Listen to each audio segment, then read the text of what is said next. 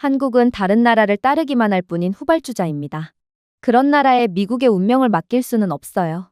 현재 미국 정부가 한국에 대한 충격적인 협정을 공개했다고 합니다.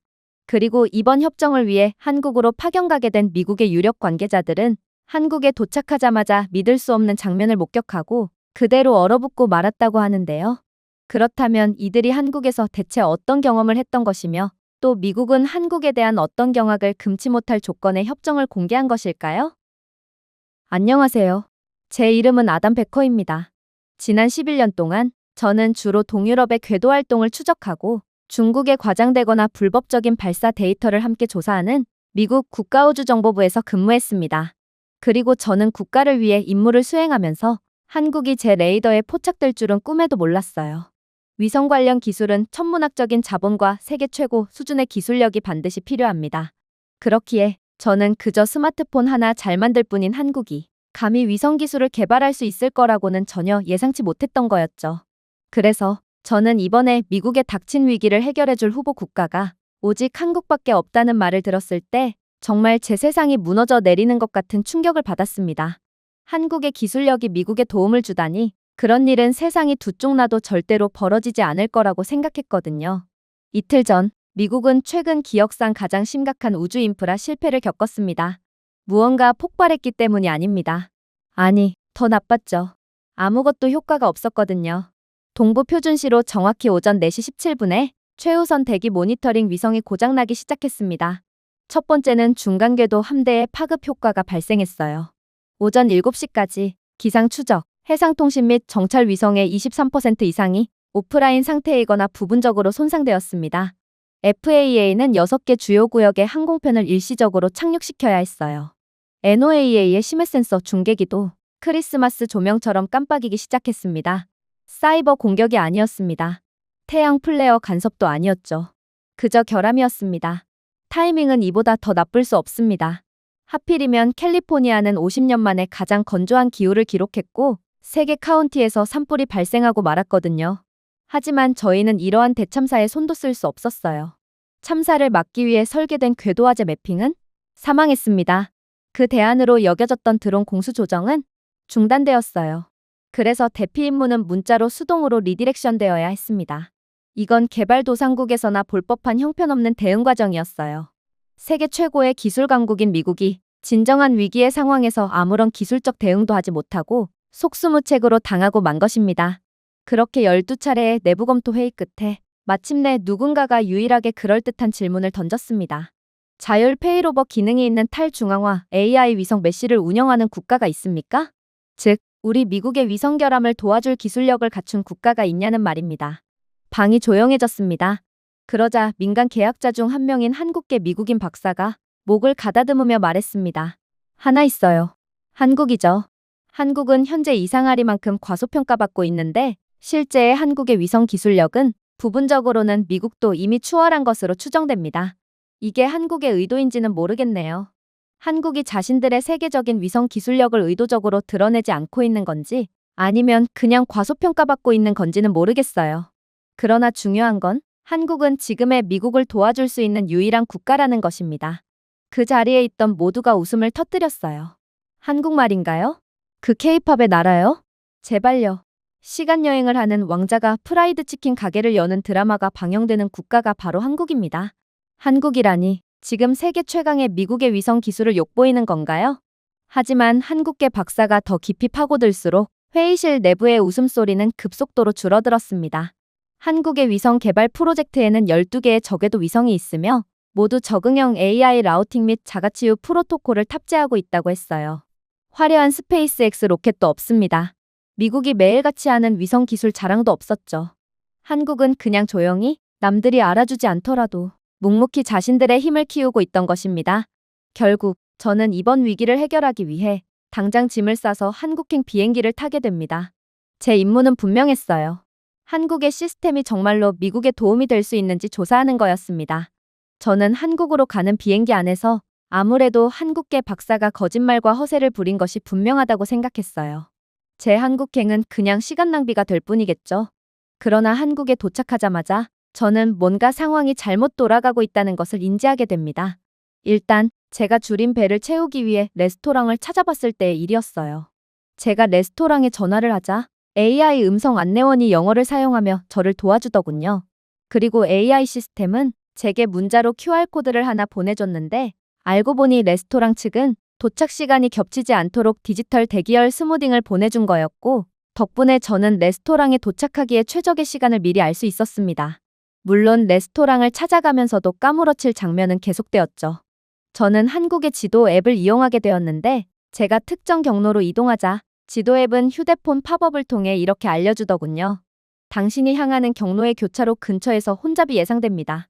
현재 그 경로는 긴급 공사 중이거든요. 우회할 것을 제안드리겠습니다. 도보 교통량이 48%더 적으며 당신은 120초가량을 절약할 수 있습니다. 정말 깜짝 놀랄 수밖에 없었어요. 그리고 한국이 이 정도의 실시간 기술을 구현해 놓은 건 말이 안 된다고 생각했죠. 이건 미국도 개발해내지 못한 기술이거든요. 그래서 저는 이게 진짜인지 확인하기 위해 지도 앱의 조언을 무시했어요. 하지만 저는 지도 앱의 말을 들었어야 했죠. 정말로 교차로에는 공사가 진행되고 있었고 저는 길을 돌아서 가느라 한참이나 시간을 낭비했거든요. 그렇게 저는 우여곡절 끝에 레스토랑에 도착하게 됩니다. 화려한 것은 아니었지만 확실히 군침이 도는 간단한 한정식을 주문했어요. 그런데 영수증에 함께 적혀있던 QR코드에는 도착한 쟁반에 있는 모든 재료의 칼로리 수치, 나트륨 수치, 원산지 데이터가 표시된 정보가 제공되고 있더라고요. 쌀은 지역 협동조합 농장에서, 김은 이번 주에 수확되었더군요. 두부는 오늘 아침에 갓 배달 온 신선한 식품이었습니다. 정말 인상적이었습니다. 한국의 시스템은 단순한 편의성이 아니라 신뢰를 바탕으로 구축되어 있었거든요. 어디서든 안심하고 음식을 먹어도 되는 것입니다. 솔직히 조금 당황스럽기도 했어요.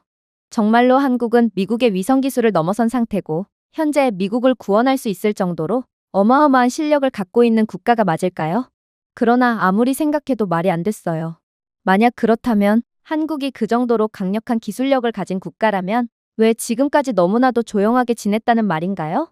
그러나 존재감을 외칠 필요 없이 마치 당연하다는 듯 일상생활에 구현되어 있는 한국의 최첨단 기술을 보니 저는 계속해서 혼란스러움을 느낄 수밖에 없었습니다. 그렇게 저는 식사를 마친 뒤 커피 한 잔을 마시기로 했습니다. 그런데 저는 이내 기괴한 카페를 발견하고 그 자리에서 멈추고 말았는데요. 왜냐하면 이곳은 바로 직원이 보이지 않는 무인 카페였거든요. 미국이었다면 그대로 노숙인들의 아지트가 되거나 커피 머신 등의 모든 고가의 제품들이 도난당했을 테지만 한국인들의 시민의식은 미국인들과는 비교조차 되지 않는지 무인 카페 내부에는 사람들이 커피를 마시며 조용히 책을 읽고 있었어요. 제가 다가가자 문이 열렸습니다. 벽걸이 태블릿에 좋은 아침입니다. 주문은 키오스크를 통해 부탁드립니다. 라고 적혀 있었어요. 그리고 키오스크는 제게 놀라운 제안을 하나 해오더군요. 키오스크에는 주문 외에 별도의 추천 기능이 있었는데 제가 호기심에 가득 차서 추천 버튼을 누르니 키오스크는 현재의 온도와 습도를 기준으로 가장 많이 팔린 음료는 아이스 아메리카노라는 매우 객관적이고 과학적인 추천을 제공했거든요. 저는 한국에서 한국어를 단 한마디도 할 필요가 없었어요. 어떻게 이 정도로 편리한 국가가 다 있을 수가 있나요? 이게 바로 극한으로 기술력을 개발한 국가의 최첨단의 절정의 모습인가요? 저는 그저 할 말을 잃은 채 홀린 듯 커피를 주문할 뿐이었습니다. 하지만 더 놀라웠던 점은 따로 있었어요. 바로 한국은 무인 카페조차도 허투루 하는 법이 없었기 때문입니다. 커피는 카운터 뒤에서 대충 양조되지 않았어요. 이 커피는 온도 조절 카트리지에서 구운 원두를 꺼내 주문할 때마다 신선하게 갈아서 음료를 양조하는 컴팩트한 기계 안에서 만들어졌으며 동시에 열 반응성 열 슬리브가 있는 생분해성 컵을 통해 제공되었죠. 모든 것은 무인으로 이루어졌습니다. 이게 바로 한국이었어요. 기술력 하나로 극한으로 편리한 미래사회를 구축한 믿을 수 없는 국가였죠. 저는 순간적으로 일반적인 평범한 한국인들도 이렇게나 편리한 삶을 사는 건가 싶어 계획에도 없던 아파트 단지 쪽으로 향하게 되었습니다. 저는 문득 한국의 평범한 사람들이 어떤 삶을 살고 있는지 궁금해졌거든요. 어쩌면 한국은 그저 외국인들에게 보이는 부분에만 수준 높은 인프라를 구현해 놓은 기형적인 국가일 수도 있을 것입니다. 그러나 만약 일반적인 주거지역에서도 이러한 놀라운 인프라를 볼 수 있다면 한국은 분명 제가 생각했던 것과는 차원이 다른 국가가 맞겠죠. 그런데 저는 주거지역으로 걷자마자 경악을 금치 못할 장면을 목격하게 되었습니다. 제 눈에 들어온 건 바로 주민센터였어요. 한국인들은 공문서를 발급할 때 주민센터를 이용하지도 않고 있었거든요. 이들은 24시간 무인 민원 부스인 무인 민원 발급기에서 모든 절차를 처리하고 있었고, 이건 그저 평범한 ATM처럼 보였지만 미국의 대부분의 콜센터보다도 더 지능적이었어요. 화면을 몇 번 터치하면 실시간 문서 발급, 해외 사용 QR 인증, 영어, 일본어, 중국어로 선택적으로 번역할 수 있는 기능까지 제공했거든요. 물론 외국인인 저도 이 키오스크를 이용할 수 있었어요. 키오스크는 제 여권을 스캔하고 한국의 출입국 관리 네트워크를 통해 확인한 후 10초 만에 맞춤형 외국인 등록 요약본을 인쇄했거든요. 불친절하고 멍청한 미국의 인간 직원들은 자신이 할 수 있는 일과 반드시 해야만 하는 책무를 도저히 구분하지 못하고 있어서 무슨 말을 하든 그 업무는 내 소관이 아닙니다. 라는 말만을 반복할 뿐이거든요. 그러나 한국은 진작에 그런 바보들을 대체해 놓은 것입니다. 그렇게 저는 완전히 할 말을 잃은 채 힘없이 거리를 걸었습니다. 하지만 한국은 제가 마음을 추스를 틈조차 주지 않더군요. 한국은 도저히 정신을 차리지 못하고 있는 제게 또다시 강펀치를 날리며 저를 완전히 흔들어 놓았거든요. 저는 아파트 단지 내 놀이터에 도착했습니다. 그런데 이곳은 단순한 공간이 아니더군요. 놀이터 바닥재는 아이들의 발소리에서 운동 에너지를 얻어 인근 가로등에 전력을 공급하고 있었거든요. 벤치에는 동일한 회로로 구동되는 USB 포트가 있었습니다. 한국의 부모들은 아이들이 노는 것을 지켜보며 자신의 스마트폰을 벤치에서 충전하고 있었어요. 그야말로 한국에서 낭비되는 것은 아무것도 없었습니다. 모든 것이 루프형 유틸리티를 위해 설계되었고 기술력 하나로 완벽한 스마트시티를 구현해 놓았어요. 그렇게 저는 어쩌면 제가 틀렸을 수도 있겠다고 생각하게 됩니다. 어쩌면 한국은 미국보다 부분적으로는 더 나은 기술력을 가지고 있고 지금의 미국의 위기를 해결해 줄 수도 있을 것입니다. 하지만 그래봤자 절대적인 기술력은 미국이 우위에 있을 것입니다. 그저 한국은 특화된 특정 분야의 기술력을 통해 부분적으로만 미국에 도움이 될 수도 있을 거라는 말이죠. 그렇게 저는 이런저런 생각을 하며 한국의 위성 기술 연구가 진행되고 있다는 연구소에 도착하게 되었습니다. 건물은 소박해 보였습니다. 건축적 유연함도 과시적인 굳기도 없더군요.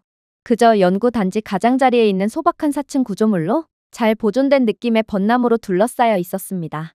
그리고 저는 연구소 입구에서 한국의 궤도 자율화 프로젝트 책임자인 김지석 박사를 만나게 됩니다. 마치 정말로 비밀 무기를 숨기고 있기라도 한 것처럼 이상하리만큼 차분한 분위기를 가진 남성이었죠. 저는 김 박사의 안내를 따라 위성센터 사령부층에 들어갔는데 저는 그곳에 들어서자마자 거의 걸음을 멈추고 말았습니다. 오래된 콘솔과 부피가 큰 작업대가 줄지어 서 있는 나사나 미 국방부의 위성 작전실과 달리 이 공간은 깨끗하고 완전히 최첨단 모듈식이었어요.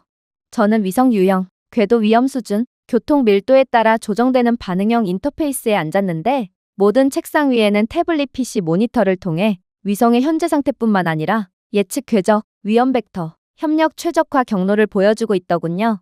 그런데 더 놀라웠던 건 이러한 위성을 관리하는 작업자 인력들은 턱없이 숫자가 적었다는 사실이었습니다. 미국이라면 한국에서의 작업자들의 숫자보다 3배의 인원은 필요할 거예요. 그래서 저는 다들 단체 휴가라도 간 거냐며 너스레를 떨었습니다. 그러자 김 박사는 놀라운 이야기를 해오더군요. 글쎄요, 한국에서는 굳이 작업자가 많이 필요하지 않아요. 한국은 스스로 작동하는 궤도 유기체를 개발한 상태기에 최소 인력만으로도 연구소를 운영할 수 있거든요. 저는 깜짝 놀란 채 주위를 다시 둘러보았습니다. 미국의 메인 컨트롤룸에서 흔히 볼 수 있는 수십 명의 사람들이 전화기에 대고 소리치고 알람이 울리고 깜빡이는 불빛이 있는 거대한 빨간 버튼이 존재하는 장면은 한국에서만큼은 볼 수 없었습니다. 그때 저는 이곳이 고향의 나사나 스페이스X와는 다르다는 것을 깨달았습니다. 미국에서는 위성이 움직여야 할 때 누군가가 무엇을 해야 하는지 지시하는 행위 등 모든 것을 수작업으로 제어합니다. 여기 한국에서는 마치 코치가 필요 없는 로봇팀처럼 위성이 서로 실시간 명령을 주고받고 가장 효율적인 결과를 도출해낼 수 있도록 함께 결정을 내립니다. 그렇게 프로그래밍 되어 있었죠. 당황해 있던 제게 한국인 엔지니어가 실시간으로 포착된 문제를 보여주었습니다. 한국의 위성 중 하나가 대기 상층부에서 이상한 신호를 포착했습니다. 우주먼지일 수도 있고 오래된 로켓에서 남은 잔해일 수도 있을 테죠. 별거 아니지만 미국에서는 똑같은 상황에 회의를 소집하고 경고를 보내고 몇 시간 동안 분석하곤 했죠. 여기요? 한국 위성은 주변의 다른 위성들에게 문제를 피하기 위해 이동해야 할 수도 있는데 제 구역을 커버할 수 있나요? 라고 물었습니다. 다른 위성들은 물론이죠라고 대답하며 위치를 재조정했습니다. 4초 만에 문제가 해결되었습니다. 긴급 상황에 당황할 필요조차 없었어요. 인간이 필요하지 않습니다. 한국은 완벽하게 프로그래밍된 위성을 보유하고 있었고 마치 이들의 완벽한 사회 인프라와 시스템처럼 극한의 효율성으로 위성을 운영하고 있던 것입니다. 하지만 이러한 자동화는 필연적으로 재앙을 불러올 것입니다. 그래서 저는 애써 당황감을 감춘 뒤 쏘아붙였죠. 미국이 바보라서 인간 한 명 한 명이 수동적으로 일을 처리하는 게 아닙니다. 정말 심각한 일이 생기면 어떻게 하나요? 다른 위성이 잘못된 방향으로 떠다니면 어떻게 대응할 거냐는 말입니다. 그러자 김지석 박사는 불과 이틀 전에 일어난 또 다른 상황을 보여주었습니다. 다른 나라에서 온 위성이 갑자기 한국의 위성 경로에 들어왔습니다. 재앙이 될 수도 있었어요. 하지만 한국 위성은 지시를 받기도 전에 자동적으로 즉시 위성을 발견했고 위험도를 계산함과 동시에 위치를 조정하여 충돌을 피했습니다. 화면으로 다시 모기를 봤어요. 마치 새떼가 나무에 부딪히기 전에 미묘하게 방향을 바꾸는 것 같았어요. 미국에서는 고도의 경계태세를 유지했을 것입니다. 하지만 한국인 작업자들은 그저 위성이 문제를 해결하는 동안 차를 마시고 있었습니다. 김지석 박사가 저를 향해 눈을 돌리며 무언가를 말하기 시작했어요. 우리는 위성 기술을 그저 똑똑하게 보이도록 만든 것이 아닙니다. 문제가 생긴다고 해도 아무도 죽지 않도록 만들었습니다. 인간을 위해 설계한 것이죠. 그는 한국의 위성 시스템이 모든 사람들의 삶을 위해 구축되었다고 설명했습니다. 한국은 북한의 간섭, 중국의 GPS 교란 및 사이버 공격, 심지어 지진 등의 자연재해까지 끊임없는 위험 속에서 살아가기 때문에 모든 시스템은 강하고 빠르며 스스로 고칠 준비가 되어 있어야 했습니다. 그렇기 때문에 그들의 위성은 단순히 떠다니는 무전기가 아니라 하늘에 떠 있는 생각하는 기계에 가까웠습니다. 실제로 한국은 실생활에서 그러한 첨단적인 기술력의 수혜를 톡톡히 받고 있었어요. 자연재해가 발생했을 때 한국은 위성 데이터를 통해 몇 초 만에 응급구조대원에게 즉시 경로를 변경하도록 하고 있었습니다. 한 위성이 고장나면 다른 위성이 즉시 그 역할을 맡았죠. 정전은 없습니다. 승인을 기다리는데 낭비되는 시간은 전혀 없죠. 즉, 한국에서는 하늘이 땅을 돕고 있기 때문에 소포가 더 빨리 배송되고 비행기 노선이 더 안전하게 조정되며 도시 신호등도 더 똑똑하게 반응하고 있는 것입니다. 제가 알기로 이런 완벽한 위성 시스템을 구현해 놓은 국가는 한국 외에는 단 하나도 존재하지 않습니다. 아니, 애초에 위성을 통해 실생활에서 이익을 보는 국가 자체도 한국과 미국 외에는 없죠. 그런데 한국은 미국보다도 훨씬 더 강력한 성능을 통해 많은 이익을 보고 있던 것입니다. 그러나 김지석 박사는 제가 생각을 정리할 틈조차 주지 않더군요. 우주에서 시스템이 어떻게 작동하는지 보셨을 겁니다. 라고 그는 말했습니다.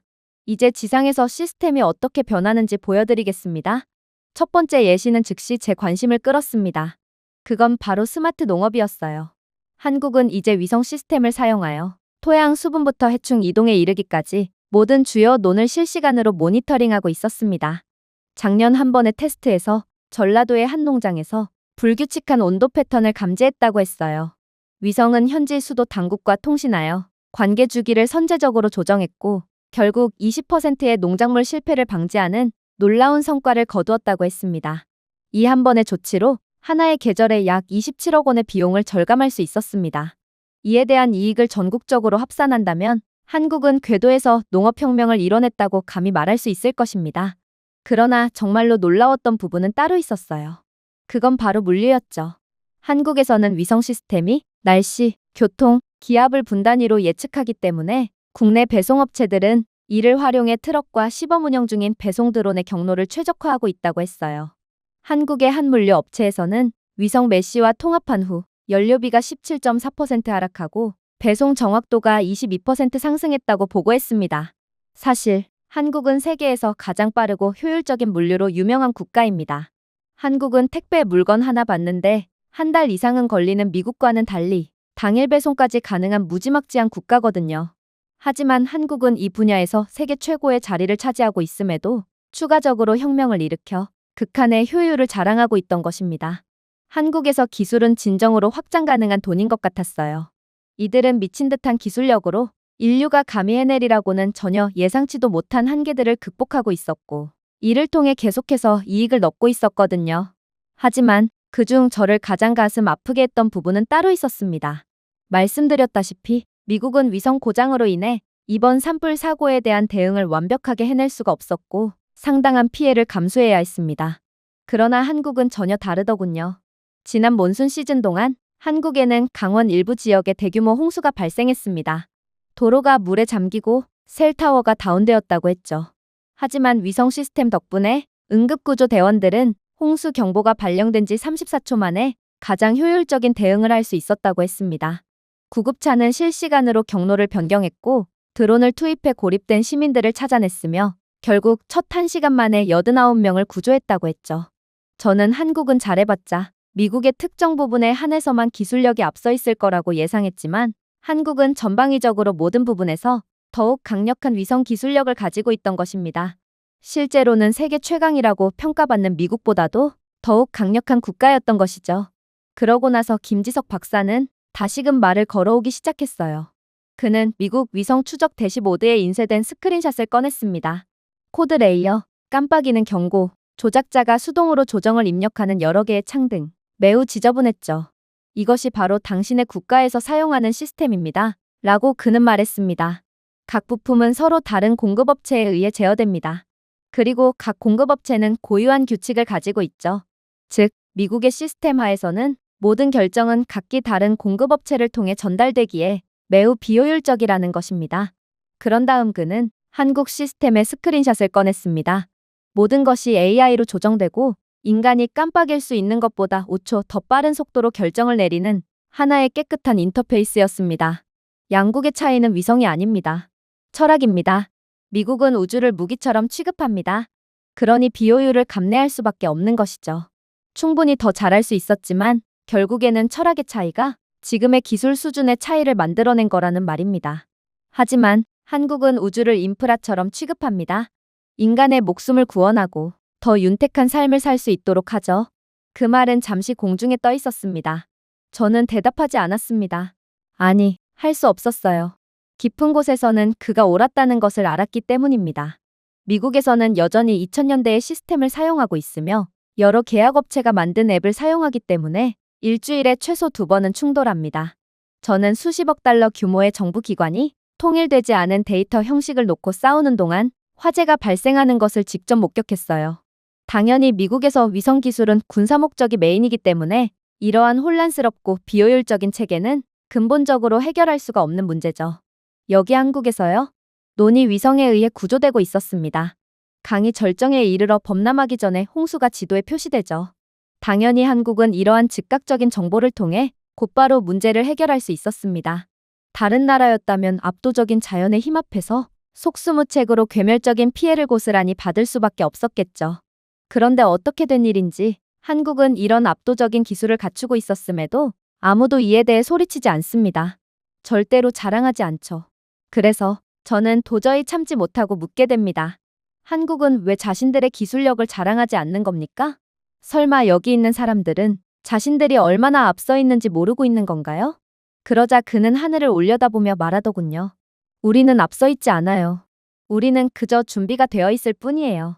한국인들은 자랑할 필요가 없었습니다. 그럴 필요도 없었어요. 다른 나라들이 AI가 무엇을 해야 할지에 대해 여전히 논쟁을 벌이고 있는 동안 한국은 이미 AI를 우주에 배치하여 지루할 정도로 신뢰할 수 있도록 만들었습니다. 그리고 저에게는 화려한 것보다 더 인상적이었어요. 하지만 한국에서의 파견을 이어나가던 저는 이내 믿고 싶지 않은 충격적인 보고를 받게 됩니다. 그건 바로 안 그래도 말썽이던 미국 내의 위성이 더욱 심각한 결함을 일으켰다는 보고였어요.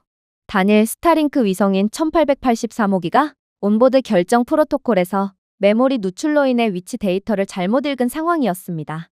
사실 이건 대처만 잘한다면 그다지 문제가 될 것도 없는 경미한 결함이었어요.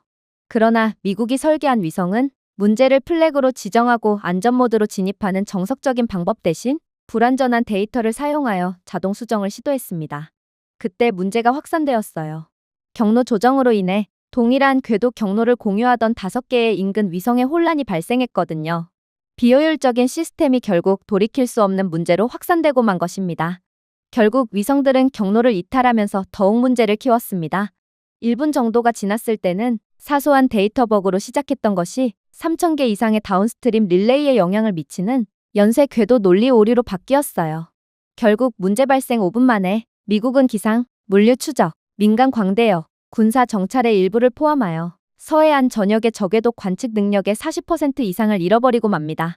한국이었다면 문제를 곧바로 해결할 수 있었을 것입니다.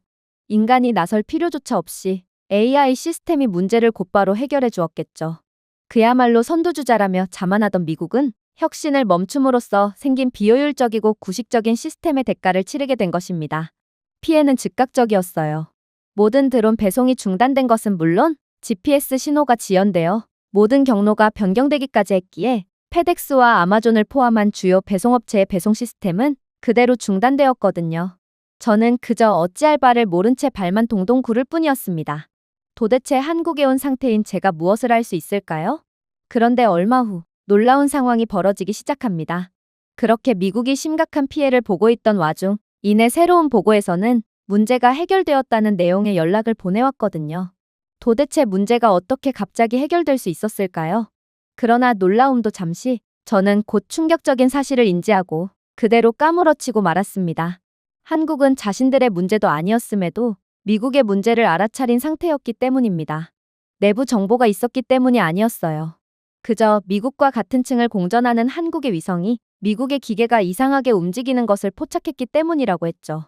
그런데 더 놀라웠던 점은 한국의 시스템은 그저 어깨를 으쓱하고 안타깝지만 아무튼 내일은 아니니까라고 말하며 넘어가지 않았다는 것입니다. 한국은 AI 시뮬레이션을 실행하고 오류를 표시했으며 미국의 여러 주요 위성이 곧 제 역할을 할 수 없을 것이라고 예측했습니다. 마침내 미국이 정부 차원에서 한국에 긴급적인 도움을 청했을 때 한국인들은 조금의 시간 낭비조차 하지 않았죠. 그들은 이미 자신들이 어떤 식으로 미국을 도와줘야 할지를 파악하고 있던 상태였고 자신들의 위성 세계를 재배치하여 그 틈을 메웠거든요. 이건 정말 충격적일 정도로 천재적인 방법이었습니다.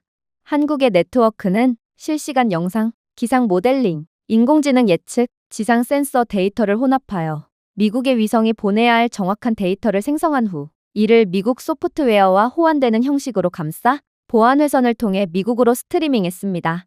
결국 위성 결함으로 지속적이고 괴멸적인 피해를 보던 미국은 한국의 개입 20분 만에 미국 서부해안 전역의 항공교통관제 시스템이 안정되기 시작했어요. 중단되었던 화물 노선이 재개되었고 수천 대의 배송 트럭의 GPS 신호가 돌아왔죠. 위성 기술의 선두주자가 불과 얼마 전까지만 해도 후발주자였던 한국의 도움 덕분에 구사일생한 것입니다. 역시나 한국은 문제 해결을 대가로 무리한 물질적 요구나 자랑조차 하지 않더군요. 기자회견을 열지도 않았고 기사로 대서특필하지도 않았어요. 이들은 그저 조용하게 자신들의 강력한 기술을 증명할 뿐이었고 미국의 문명을 선사하고는 그대로 돌아가 버렸습니다. 그리고 이로써 확실해졌죠. 미국을 능가하는 새로운 기술 패권국이 탄생했다는 것입니다. 그렇게 저는 제 커리어에서 가장 큰 충격을 받은 채 워싱턴으로 돌아왔습니다. 긴급 보고를 위한 공식 브리핑룸은 그날따라 유난히 붐비더군요. 일전에 있었던 한국의 충격적인 기술력 덕분인지 CIA, 나사, 국방부, 심지어 상무부까지 제 보고를 듣기 위해 참석한 상태였습니다.